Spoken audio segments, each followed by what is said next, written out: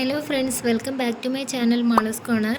ഇന്നത്തെ വീഡിയോയിൽ നമ്മൾ എന്താണ് നോക്കാൻ പോകുന്നതെന്ന് വെച്ചാൽ 6 മാസം കംപ്ലീറ്റ് ആയ കുഞ്ഞുങ്ങൾക്കും 7 മാസം നടന്നുകൊണ്ടിരിക്കുന്ന കുഞ്ഞുങ്ങൾക്കും വേണ്ടിയിട്ടുള്ള കുറച്ച് കാര്യങ്ങളാണ്.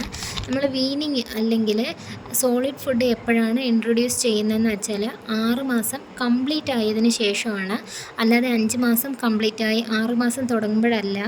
6 മാസം കംപ്ലീറ്റ് ആയി 7 മാസം തുടങ്ങുന്ന സമയത്താണ് കുഞ്ഞുങ്ങൾക്ക് പുതിയ ഫുഡ്, അതായത് അമ്മയുടെ പാല് മാത്രമല്ലാതെ പുറത്തു നിന്നുള്ള ഫുഡ് ഇൻട്രൊഡ്യൂസ് ചെയ്യേണ്ടത്. ഈ വീനിങ് തുടങ്ങുന്ന സമയത്ത് നമ്മൾ എന്തൊക്കെ ശ്രദ്ധിക്കണം എന്ന് വെച്ചാൽ, കുഞ്ഞുങ്ങൾക്ക് ഒരു നേരത്ത് മാത്രം ആദ്യത്തെ ഒരു 3-4 ദിവസങ്ങളിൽ റാഗി കുറുക്കോ കായപ്പൊടി അല്ലെങ്കിൽ ബനാന പൗഡറിൻ്റെ കുറുക്കുമൊക്കെ കൊടുക്കുക. അതുപോലെ ഫീഡിങ് നമ്മൾ കണ്ടിന്യൂ ആയിട്ട് ചെയ്തുകൊണ്ട് തന്നെ ഇരിക്കുക. രാവിലെ ഉറങ്ങുമ്പോഴും രാത്രി കിടക്കാൻ പോകുമ്പോഴും ഒക്കെ കുഞ്ഞിന് അമ്മയുടെ പാല് തന്നെ കൊടുക്കാൻ വേണ്ടിയിട്ട് ശ്രദ്ധിക്കുക. രാവിലെ ഒരു 10-11 മണി ആ സമയത്തൊക്കെ കുഞ്ഞിന് ഏതെങ്കിലും ഒരു കുറുക്കായിട്ടൊക്കെ കൊടുത്തു തുടങ്ങാവുന്നതാണ്. റാഗി പൗഡർ, ബനാന പൗഡർ എന്നൊക്കെ ഞാൻ എടുത്തു പറയാൻ കാരണം എന്ന് വെച്ചാൽ, കുഞ്ഞുങ്ങൾക്ക് വേണ്ടിയിട്ടുള്ള ഏറ്റവും ബെസ്റ്റ് ആയിട്ടുള്ളതാണ് റാഗി പൗഡർ എന്ന് പറയുന്നത്. അപ്പോൾ ഈ റാഗി പൊടിയിൽ കാൽഷ്യം, പിന്നെ വിറ്റമിൻസ്, അതൊക്കെ കുഞ്ഞുങ്ങൾക്ക് ആവശ്യമായിട്ടുള്ളതെല്ലാം അടങ്ങിയിട്ടുണ്ട്. പിന്നെ ഈ റാഗി അരിച്ചെടുക്കാതെ അതിൻ്റെ ഫൈബറോട് കൂടിയിട്ട് കുഞ്ഞുങ്ങൾക്ക് കൊടുക്കാൻ വേണ്ടിയിട്ട് ശ്രദ്ധിക്കുക. കാരണം ഈ ഫൈബർ ഉണ്ടെങ്കിലാണ് കുഞ്ഞുങ്ങളുടെ ആ ഒരു ഡൈജസ്റ്റീവിൻ്റെ ഇതൊക്കെ ക്ലിയറായിട്ട് നടക്കുന്നത്. പിന്നെ നമ്മൾ കുഞ്ഞുങ്ങൾ ഇത് കഴിച്ചു കഴിഞ്ഞിട്ട് മോഷൻ പാസ് ചെയ്യുന്ന സമയത്ത് ആ ഒരു റാഗി പൗഡറിൻ്റെ ചെറിയ തരികളൊക്കെ കാണും. അതുകൊണ്ട് നമ്മൾ ടെൻസ്ഡ് ആവേണ്ട ആവശ്യമൊന്നുമില്ല. അരിച്ച് അതിൻ്റെ പാല് മാത്രം, അതായത് റാഗി അരിച്ചെടുത്തിട്ട് അതിൻ്റെ പാല് മാത്രം കുറുക്കി കൊടുക്കാതിരിക്കാൻ വേണ്ടിയിട്ട് പ്രത്യേകം ശ്രദ്ധിക്കുക. നമുക്ക് ഫൈബർ റിച്ച് കുഞ്ഞുങ്ങൾക്ക് അത്യാവശ്യമാണ്, കുഞ്ഞുങ്ങളുടെ ഗട്ട് ഹെൽത്തിനൊക്കെ നല്ലതാണ്. അതുകൊണ്ട് അരിക്കാതെ തന്നെ കൊടുക്കുക. പിന്നെന്ന് വെച്ചാൽ, നമുക്ക് ഹോസ്പിറ്റലിൽ നിന്ന് ഓൾമോസ്റ്റ് എല്ലാവർക്കും തന്നിരിക്കും വിറ്റമിൻ D3 സിറപ്പ്. അത് കുഞ്ഞുങ്ങൾക്ക് ഉറപ്പായിട്ടും കണ്ടിന്യൂ ആയിട്ട് കൊടുക്കാൻ വേണ്ടിയിട്ട് ശ്രദ്ധിക്കുക. കാരണം കുഞ്ഞുങ്ങളുടെ എല്ലിൻ്റെയും പല്ലിൻ്റെയൊക്കെ വളർച്ചയ്ക്ക് കാൽഷ്യത്തിനോടൊപ്പം തന്നെ ഈ വിറ്റമിൻ D3 ഒക്കെ ആവശ്യമാണ്. പിന്നെ വെയിൽ കാണിക്കാൻ പറ്റുന്ന സാഹചര്യമുള്ള കുഞ്ഞുങ്ങളാണെന്നുണ്ടെങ്കിൽ ഉറപ്പായിട്ടും കുട്ടികളെ ഒരു 5-10 മിനിറ്റൊക്കെ ഒന്ന് വെയിൽ കാണിക്കുക. മെയിനായിട്ട് എടുത്തു പറയാനുള്ളത്, കുഞ്ഞുങ്ങളെ മറ്റു കുഞ്ഞുങ്ങളുമായിട്ട് താരതമ്യം ചെയ്യാതിരിക്കുക എന്നുള്ളതാണ്. അയ്യോ, ആ പുള്ളിക്കാരിയുടെ കുട്ടി 6 മാസം ആയപ്പോഴത്തേക്കും അല്ലെങ്കിൽ 7 മാസം ആയപ്പോഴത്തേക്കും കമിഴ്ന്നു, എൻ്റെ കുഞ്ഞ് കമിഴ്ന്നില്ലല്ലോ എന്നൊക്കെ ഓർത്ത് ടെൻഷൻ അടിക്കാതിരിക്കുക. കുഞ്ഞുങ്ങൾക്ക് അവരുടേതായിട്ടുള്ള ടൈം കൊടുക്കുക. അവർ ഉറപ്പായിട്ടും അവരുടെ ആ ഒരു മാസത്തിനനുസരിച്ച് അവരുടെ വളർച്ചയൊക്കെ വരുന്നത് തന്നെയായിരിക്കും. പിന്നെ ഈ 6 മാസം 7 മാസമൊക്കെ ആകുന്ന പ്രായത്തിൽ കുഞ്ഞുങ്ങൾ കമിഴ്ന്ന് തുടങ്ങും. മാത്രമല്ല, അവർ ചെറുതായിട്ടൊന്ന് ഇങ്ങനെ സാധനങ്ങൾ എത്തിപ്പിടിക്കാനും അങ്ങനെയൊക്കെ അവർ ശ്രമിക്കും. അവർ അങ്ങനെ ചെയ്യുന്നതിനോടൊപ്പം നമ്മൾ എൻകറേജ് ചെയ്ത് കൊടുക്കുക.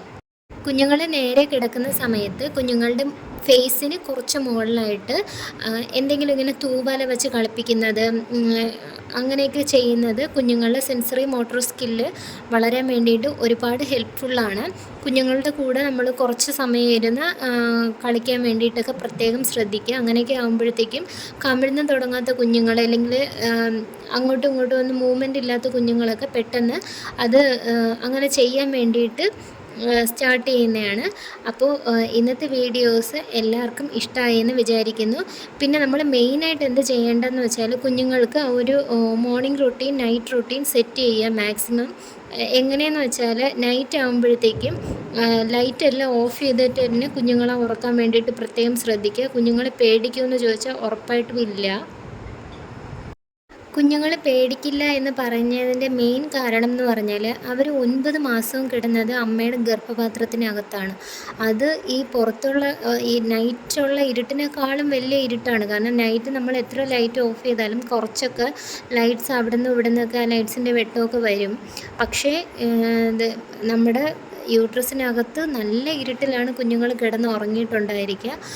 കിടന്നിട്ടുള്ളത്. അതുകൊണ്ട് തന്നെ കുഞ്ഞുങ്ങൾക്ക് ആ ഒരു പേടിയും കാര്യങ്ങളൊന്നും വരത്തില്ല. അത് നമ്മൾ തുടക്കത്തിലേ കുഞ്ഞുങ്ങളെ അങ്ങനെ ശീലിപ്പിക്കണം. ലൈറ്റ്സ് ഓഫ് ചെയ്ത് തന്നെ കിടത്താൻ വേണ്ടിയിട്ട് ശീലിപ്പിക്കണം. അപ്പോഴേ കുഞ്ഞുങ്ങൾക്ക് ഇത് നൈറ്റാണ്, ഇപ്പോഴും ഞാൻ ഉറങ്ങാനുള്ള സമയമാണ്, പിന്നെ ഇത് രാവിലെയാണ്, ഞാൻ ഉണർന്നിരിക്കാനുള്ള സമയമാണ്. രാവിലെ ആകുമ്പോൾ ലൈറ്റ്സൊക്കെ ഇട്ട് ജനലൊക്കെ ഒന്ന് ഓപ്പൺ ചെയ്തൊക്കെ ഇടുമ്പോഴത്തേക്കും കുഞ്ഞുങ്ങൾക്ക് ആ ഒരു ഉന്മേഷം ഉണ്ടാകും.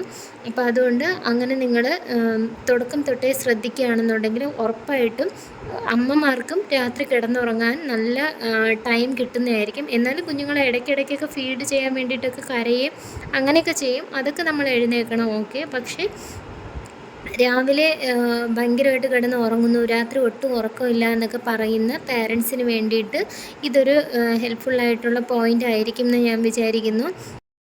കുഞ്ഞുങ്ങളെ കഴിവതും രാത്രിയിൽ ഡയപ്പർ ഇട്ട് തന്നെ കിടത്തുക. കാരണം നമ്മൾ തുണി ഉപയോഗിച്ചാണ് കുഞ്ഞുങ്ങളെ കിടത്തുന്നതെന്നുണ്ടെങ്കിൽ കുഞ്ഞുങ്ങളെ യൂറിൻ പാസ് ചെയ്യുമ്പോൾ ആ തുണിയുടെ നനവ് കൊണ്ട് കുഞ്ഞുങ്ങളുടെ ഉറക്കം മുറിഞ്ഞിട്ട് അവർ ഉറക്കം എഴുന്നേൽക്കും, കൂടെ നമ്മൾ എഴുന്നേൽക്കേണ്ടി വരും.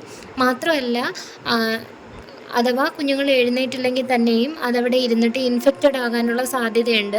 നമ്മൾ ഡയപ്പർ ഇട്ട് കൊടുക്കുകയാണെന്നുണ്ടെങ്കിൽ അത് ആ യൂറിനെ ബോഡിയിൽ നിന്ന് അബ്സോർവ് ചെയ്ത് വെച്ചേക്കുകയാണ്. പക്ഷേ ഇത്തിരി ചൂട് പോലെ ഫീൽ ചെയ്യുന്നേ ഉള്ളൂ. അത് ഒരു ഇടവേളയ്ക്ക് അനുസരിച്ച് ഡയപ്പർ ചേഞ്ച് ചെയ്ത് കൊടുക്കാൻ വേണ്ടിയിട്ട് പ്രത്യേകം ശ്രദ്ധിക്കുക. കുഞ്ഞുങ്ങളെ ഇടയ്ക്ക് ഫീഡ് ചെയ്യാനൊക്കെ നമ്മൾ എഴുന്നേൽക്കേണ്ടി വരുമല്ലോ, ആ സമയത്ത് ഡയപ്പറും കൂടി ഒന്ന് ചേഞ്ച് ചെയ്തിട്ട് കിടത്തിയാൽ നന്നായിരിക്കും. അപ്പോൾ ഇത്രയേ ഉള്ളൂ ഇന്നത്തെ വീഡിയോ.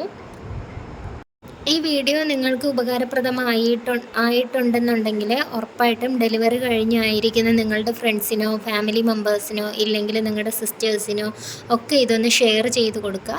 മറ്റൊരു യൂസ്ഫുൾ ടോപ്പിക്കുമായിട്ട് ഇനിയൊരു ദിവസം കാണുന്നത് വരെ ബൈ. Thanks for watching. പിന്നെ ഈ വീഡിയോയെക്കുറിച്ചുള്ള നിങ്ങളുടെ അഭിപ്രായങ്ങൾ കമൻറ്റ് ബോക്സിൽ ഉറപ്പായിട്ടും എഴുതുക. Thanks for watching.